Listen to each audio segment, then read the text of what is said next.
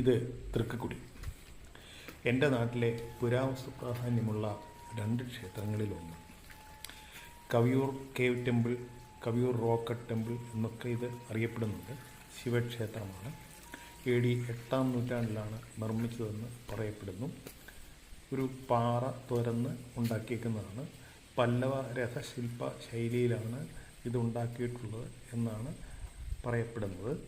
തമിഴ്നാട്ടിലും കേരളത്തിലുമായിട്ട് ഈ കാലഘട്ടത്തിൽ, ഏതാണ്ട് 8-ാം നൂറ്റാണ്ട് കാലഘട്ടത്തിൽ തന്നെ ഇതുപോലെയുള്ള കുറേ ഗുഹാക്ഷേത്രങ്ങൾ ഉണ്ടായിട്ടുണ്ട്. അതിൽ കൂട്ടത്തിലൊന്നായിട്ട് എടുത്തു പറയുന്ന ഒന്നാണ് ഈ തൃക്കക്കുടി. കേരളത്തിലെ ഏറ്റവും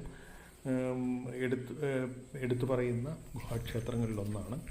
ഇവിടെ വിശേഷാൽ പൂജ എന്ന് പറയാൻ ഒരു ദിവസം വന്ന് കവിയൂർ ക്ഷേത്രത്തിലെ, വലിയ ക്ഷേത്രത്തിലെ കീഴ്ശാന്തി വന്ന് ഒരു വിളക്ക് കൊടുക്കും എന്നുള്ളതല്ലാതെ പ്രത്യേകിച്ച് പൂജകൾ കാര്യമായിട്ട് നടക്കുന്നില്ല. പുരാവസ്തു വകുപ്പിൻ്റെയും ദേവസ്വം ബോർഡിൻ്റെയും കൂടെ സംയുക്ത നിയന്ത്രണത്തിലാണ് ക്ഷേത്രം. ഇവിടെ ഈ ക്ഷേത്രത്തിൻ്റെ ഏറ്റവും വലിയ പ്രത്യേകത ഇവിടുത്തെ 4 ശില്പങ്ങളാണ്. അതിനകത്ത് 2 ദ്വാരപാലക ശില്പങ്ങളും ഒരു ഗണപതി ശില്പവും ഒരു സന്യാസിയുടെ ശില്പവും ആണ് ഇവിടെ ഉള്ളത്. കരിങ്കല്ലിൽ കൊത്തിവെച്ചിട്ടുള്ളതാണ്. ഈ ശില്പങ്ങളിൽ ദ്വാരപാലക ശില്പം വളരെ പ്രസിദ്ധമായിട്ടുള്ള ഒന്നാണ്. ഇന്ത്യൻ ശില്പകലയുടെ മുഖം എന്ന് തന്നെ, പുരാതന ഇന്ത്യൻ ശില്പകലയുടെ മുഖം എന്ന് തന്നെ കവിയൂർ ദ്വാരപാലകനെ വിശേഷിപ്പിച്ചിട്ടുണ്ട്.